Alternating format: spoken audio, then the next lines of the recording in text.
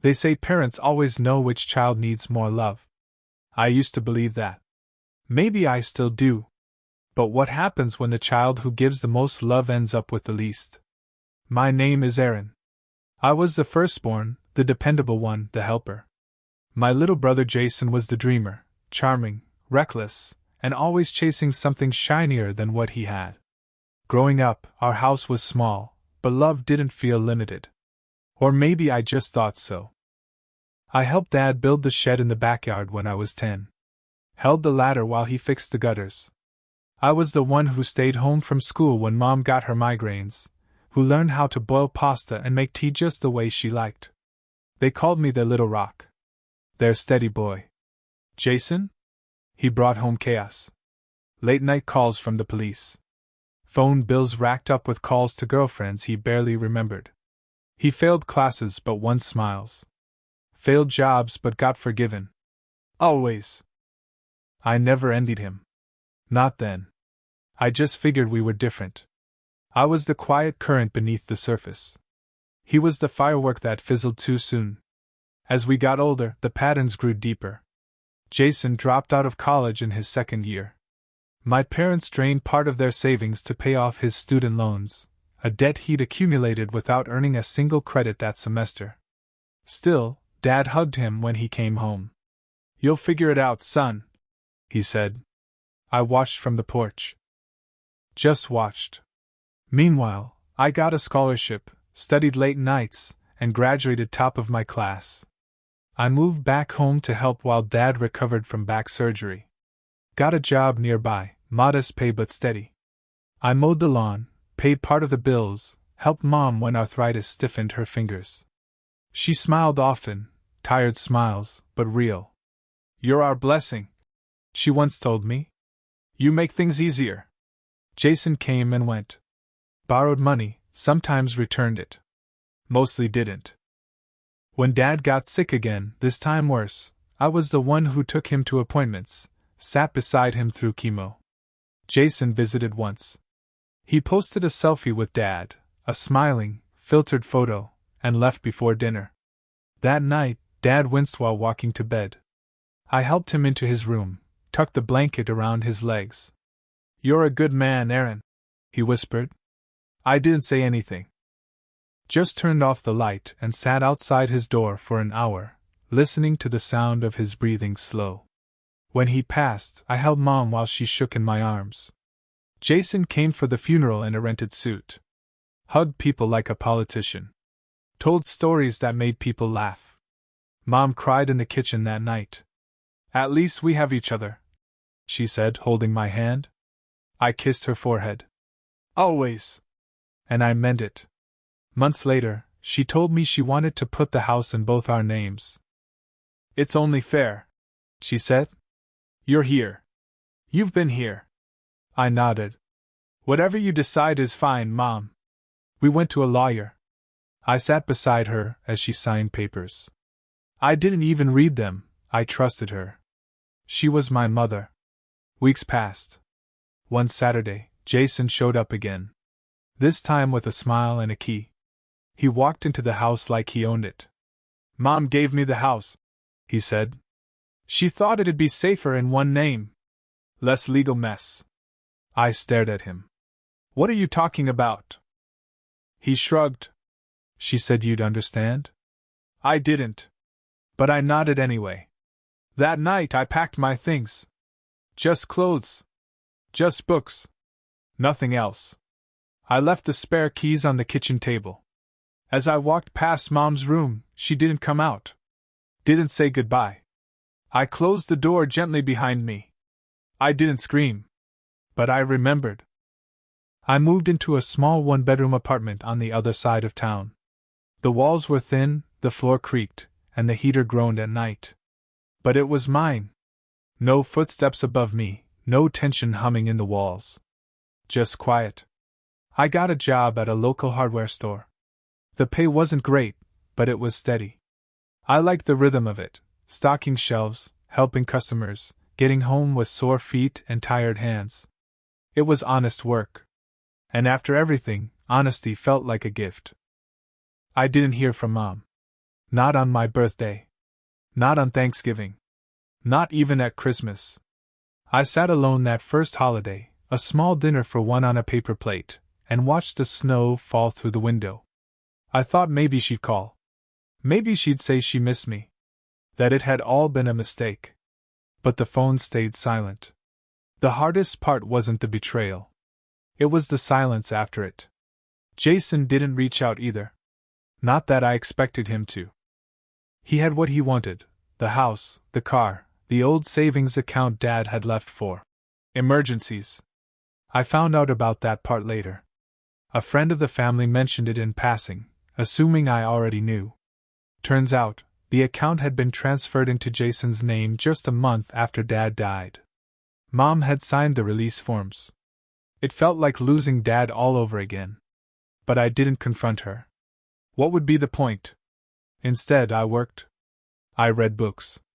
I walked a lot, just to be outside. I made friends with the old woman who ran the flower shop next to the hardware store.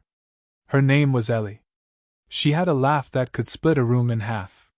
Sometimes, on slow afternoons, she'd bring over tea in cracked ceramic cups and tell me stories about her late husband. People forget what love looks like when it's quiet, she told me once. But quiet love is the only kind that lasts. I never forgot that. One spring evening, I got a call from a number I didn't recognize. I almost let it go to voicemail. But something, instinct maybe, made me answer. Aaron? It was Mom. Her voice sounded smaller than I remembered. Frail. Hi, Mom, I said. My own voice didn't sound like mine. I was wondering if you might stop by. For dinner. Just us. There was a pause. Jason won't be there, she added. I didn't say yes. But I didn't say no either. That Friday, I drove back to the old neighborhood. The house looked the same, but older. Like even the bricks had grown tired. She opened the door with trembling hands. Her face had lines I didn't remember. Her eyes searched mine like a stranger's would. We sat in the kitchen. The same table. Same chipped edges. But it all felt smaller. She made pot roast, my favorite, but it was dry and overcooked. I ate anyway. She talked. About the garden, the neighbors, the weather. Everything except the thing that hung in the air between us. Finally, she looked at me. I didn't mean for it to happen like this. I set my fork down. Then how did you mean it to happen, Mom? She blinked. I thought I was protecting you. From the burden. From the house. From Jason. I laughed. Just once. It didn't sound kind. You didn't protect me. You erased me. Her face crumpled. Tears welled in her eyes. I thought if I gave him everything, he'd finally stop ruining things. I thought maybe I could buy peace. I shook my head. You bought silence. She reached across the table, her fingers brushing mine. Can you forgive me? I didn't pull away. But I didn't answer. Later that night, I walked back through the house. My old room was a storage space now. Boxes piled where my bed once stood. Before I left, she handed me an envelope. It's just a letter, she said. Something I wrote after your father died. I never mailed it. I don't even know why. I nodded, took it without reading it, and walked out the door. Back in my apartment, I sat on the couch with the letter in my lap. The envelope was soft at the corners, like it had been handled too many times. I didn't open it. Not yet. Some truths need silence before sound. The letter sat on my nightstand for 3 days. I moved it once, to dust under it, and then placed it right back. It felt like a weight, heavier than the wood and paper it was made of. I couldn't bring myself to open it. Not yet. I kept wondering what she'd written. Was it an apology? A confession? Or just more of the same soft justifications, the kind she'd always used for Jason? Work at the hardware store stayed steady. Ellie from the flower shop kept me in conversation and chamomile tea. She never pried, just offered warmth when I needed it. Sometimes we'd sit on the curb after closing, watching the sun bleed into the horizon, and talk about nothing that mattered. "Forgiveness isn't about them," she said one evening. "It's about whether you want to keep carrying their weight." I thought of the letter. One night, after a long shift and a silent dinner, I picked it up. I sat at the table, the same way I had when I was a boy doing homework. Only now, the room was different. I was different. I opened the envelope slowly. The paper inside had yellowed slightly, like time had touched it. It was dated 2 weeks after Dad died. Dear Aaron, if you're reading this, I suppose I've found the courage to give it to you. I don't know how to say this in person. I never was good with words when it mattered most. I've made mistakes. That much is obvious. I thought I could protect you from the mess. But in doing that, I made a bigger one. Jason, he's not like you. He's loud, and needy, and broken in ways I can't fix. And I'm tired, Aaron. Tired of patching holes in someone who doesn't want to be whole. But you always held yourself together. Even when I didn't help you. Even when I should have. I gave him the house because he begged. I didn't tell you because I was ashamed. I thought you'd hate me, and I didn't want to see that in your eyes. But I see it anyway, even in your silence. Maybe especially there. I'm sorry. I know that doesn't fix it. But I need you to know, I never stopped loving you. I just didn't know how to show it when you needed me to. Love. Mom. I read it twice. Then a third time. And then I cried. Not angry tears. Not even sad ones. Just something in between. The kind that come when the weight finally shifts, even if it doesn't fall away. She had failed me. But she knew it. I folded the letter carefully and slid it back into the envelope. Later that week, I stopped by her house again. The door opened slowly. Her eyes were wary, like she wasn't sure if I'd throw the letter at her feet or hug her. Instead, I handed her a small potted plant, rosemary, her favorite. "For your garden," I said. She looked down at it like it might vanish. We didn't talk about the letter. Not that day. We sat in the backyard, pruning dead leaves from flower beds and drinking sweet tea. It felt almost like before. But the ache hadn't left. It had just found a quieter corner to rest in. Jason called the following week. Not to apologize, that would have been too much to expect. He wanted money. Said he was struggling. Said Mom wasn't helping him anymore. That things were tight. I listened. Then I said, "You got the house, Jason. That's all you'll ever get from me." He hung up. I expected to feel victorious. Instead, I just felt free. Free from trying to earn space where none had been made for me. That night, after I read the letter, I stood by the window and stared out at the city lights. I thought of Dad. Of all the small, quiet things he did that no one applauded. How he'd come home tired and still help me with my science projects. How he'd stay up late fixing the heater so Mom wouldn't be cold. How he'd rest a calloused hand on my shoulder after Jason's latest mistake and simply say, "You're doing good, kid." I remembered the day we built that old bookshelf in the garage. I was 13. He let me hold the drill. Told me I had steady hands. He said that like it meant something big. In that moment, I missed him so much it hurt. The kind of ache that starts in your chest and doesn't know where to go. He would have known what to say. Or maybe he wouldn't. But he would have stayed, sat with me in the silence. I wanted to tell him everything. About the letter. About how tired I was of being the strong one. About how much it still hurt. I closed my eyes and imagined his voice. "You're doing good, kid. Keep going." I whispered it out loud, just to hear it. And then, for the first time in a long while, I slept without waking in the middle of the night. The days that followed were oddly calm, like the sky before a storm that never comes. Mom and I began talking more. Short phone calls. Quiet check-ins. She sent me leftovers sometimes in glass containers that still smelled like her kitchen. I returned the containers with new rosemary sprigs or homemade bread I'd learned to bake. It wasn't healing, not yet. But it was a rhythm. And that was something. One Saturday afternoon, I found myself back at the old house again. Mom was in the garden, pruning the roses.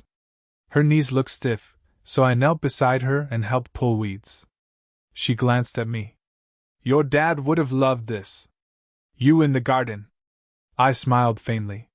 He taught me everything I know about fixing things. Except people. She didn't laugh. But she didn't cry either. That was progress. Inside, the house had changed. Jason's posters still hung in his old room, untouched. My room, now half storage, had boxes labeled Donate, Keep, and Memories. I saw my old baseball glove in the corner, beside the yearbook Dad signed on the inside cover. To my boy Aaron, who never let me fall. I sat on the floor with the yearbook open in my lap. The words blurred. Not because I couldn't read them, but because they felt too close. Later that evening, Mom made dinner. We sat at the table, 2 plates, no background noise. Jason's in trouble, she said suddenly. I looked up. He called. Said he might lose the house. Took out some loans. Bad ones? I told him I couldn't help. I waited. She continued. He asked me to talk to you. Thought maybe you'd co-sign something. I laughed, a sound more bitter than amused. That's bold. I told him not to expect anything. She said quickly. Good. Because he won't. I saw the tension in her jaw. She still carried guilt like a second skin. But she didn't defend him. That meant more than I let on. That night, as I left, she walked me to the door and hesitated. I know I've asked for too much in the past, but would you come back next weekend? Just for lunch. No expectations. I'll think about it, I said. In truth, I already knew I would. The following week, a letter arrived in my mailbox. Handwritten. No return address. I knew the handwriting immediately. Jason. Inside, a single page. No apology. Just a plea. Aaron, you don't have to do it for me. But Mom's sick. Real sick. She hasn't told you yet, but I thought you should know. You're her favorite, even if she doesn't know how to show it. I've messed up. I know. But maybe don't let her carry all this alone. My chest tightened. I drove to the house without calling. Mom was in the kitchen, wiping down the counter. Her hands shook slightly. You okay? I asked. She nodded. But it wasn't convincing. What did the doctor say? I asked softly. She froze. Then, slowly, she sat down. Lymphoma. Early stage. They caught it soon. But I didn't want to tell you until I knew more. I didn't want to make things heavier. I wish you had. I said. I want to carry some of this. You don't have to do it alone. Her eyes welled up. You shouldn't have to take care of me again. Maybe not. But I will. Because you're still my mother. The next weeks blurred into hospital visits and treatment plans. I drove her to appointments, sat through tests, made soup she barely touched. We didn't talk much about the past. We just sat in silence that felt more like presence than absence. Jason didn't come. Not once. I didn't ask why. I didn't expect more. Instead, I leaned in. I stayed. And somewhere in the quiet, I realized this wasn't revenge. It was something deeper. Something like peace. The kitchen smelled like rosemary and burnt toast. I just finished washing the dishes when Mom sat down at the table and rested her face in her hands. I'd seen her cry before, at Dad's funeral, in the doctor's office, in the silence of empty rooms. But this was different. This was guilt. I was trying to keep the peace, she whispered. I didn't say anything. Just leaned on the counter, drying my hands slowly. I thought if we gave Jason more, he'd become more. I thought love could cover the cracks. Her voice broke. Instead, we just kept falling into them. She looked up at me, eyes red, trembling. He lied, Aaron. About everything. The house, he took out loans against it. He forged my signature. I didn't want to tell you because I thought you'd hate him. And I didn't want to lose both my sons. Tears slipped down her cheeks, one by one. I'm so sorry. I pulled out a chair, sat across from her. The space between us felt full of ghosts. You don't have to apologize for loving him, I said quietly. She shook her head. But I should apologize for choosing him. Over and over. Even when you were the one carrying all of us. I didn't flinch. I didn't look away. I loved you, I said. Even then. Even when you didn't choose me. She covered her mouth with her hand and sobbed. The kind of cry that came from somewhere ancient inside. We stayed there, in the quiet, for a long time. That evening, the doorbell rang. I opened it to find Jason, thinner, darker around the eyes, wearing that same crooked smile that once could charm its way out of anything. Hey man, he said. Can we talk? I stepped outside, closed the door behind me. He shoved his hands into his pockets. I'm in trouble. I waited. I just need a little help. A couple grand. Just to get out of something. It's temporary. I didn't respond. Just looked at him. At the familiar tilt of his jaw, the way his foot tapped like a nervous kid. He chuckled nervously. Come on, man. You've always been the fixer. I crossed my arms. I'm not anymore. He blinked. What? I'm not fixing this. Not again. Not for you. He looked away, jaw tightening. So that's it. That's it. His eyes flicked up to mine. For the first time, there was no anger. Just realization. Maybe even shame. Mom said you changed, he muttered. I didn't, I said. I just stopped letting you use me. He nodded slowly, stepped back. Guess that's fair. He walked to his car, didn't look back. I stood there for a moment longer. Then I went inside. Mom was at the sink, staring out the window. Was that him? She asked. Yes. Did you help him? No. She turned to me. And then, slowly, she nodded. Spring came slow that year. Rain soaked the edges of the streets, trees bloomed in hesitation, and the wind still carried the chill of February long into April. But inside, something was softening. Mom's treatment had started taking effect. The doctors were cautious, but optimistic. Her hair thinned, her strength wavered, but she smiled more, not with her mouth, but with her eyes. The kind of smile that said, I see you. I know. We developed routines. I took her to the park once a week, wheeled her under the tall oaks she used to love. I brought her books, made her favorite soup, sat quietly with her when her energy waned. One day, as we sat beneath a tree, she looked at me with tired, warm eyes. You know, if your father were here, he'd be proud. Not because you stayed, but because you never stopped being kind. I swallowed the lump in my throat. He taught me how. She reached for my hand. I'm sorry we forgot you for so long. You didn't forget, I said. You just couldn't see me through the noise. She nodded. But I see you now. And that was enough. That summer, I opened a small workshop in town, woodworking, just like Dad used to do. I didn't hang a sign out front. Didn't post online.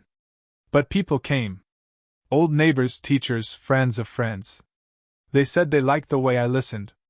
That I built furniture like it mattered. I didn't need a billboard. I just needed purpose. Business was steady. Honest. Clean. And every night, I went home to a quiet house where Mom waited with stories from her day and fresh tea. Sometimes we watched old movies. Sometimes we didn't speak. Silence had become safe again. One weekend, she surprised me by inviting Dad's brother and a few cousins over. People I hadn't seen in years. They walked into my workshop slowly, looking around. You made all this? Uncle Joe asked, running a hand over a table. Yeah, I said. Every piece. He nodded. Your dad would have liked this place. I smiled. He's in every corner of it. One evening, I came home to find Mom sitting outside with a blanket across her knees. She looked up as I walked in. "Your brother called," she said. I didn't react. "He wanted to know if he could come by." I told him, "Not yet." I nodded. "That's fair." She sighed. "You think he'll ever change?" "I don't know. But I know I have." That fall, she and Dad's best friend came to visit the workshop together. She stood quietly as I shaped a curve into a rocking chair. Watched the way my hands moved, slow, sure, practiced. She didn't interrupt. Didn't ask questions. When I finally looked up, her eyes were glassy. "I never knew you were this gifted," she said. "You never looked long enough," I answered gently. She nodded. "Just once." Behind her, Dad's friend wiped a tear and murmured, "He'd be so damn proud." Later that week, I caught her standing by the door of the workshop again. This time with a cup of coffee in her hands. She didn't say anything. She just watched. And for the first time, I saw not guilt, but reverence. The day I finished my 100th piece, I signed the bottom with my initials, then sat on the stool in the corner. Sunlight streamed through the window. Dust danced in golden beams. Mom and Dad weren't beside me. But I imagined them standing there, her with soft eyes, him with callous hands folded across his chest, watching. Not to judge, but to see. Some scars aren't there to hurt. They're there to remind.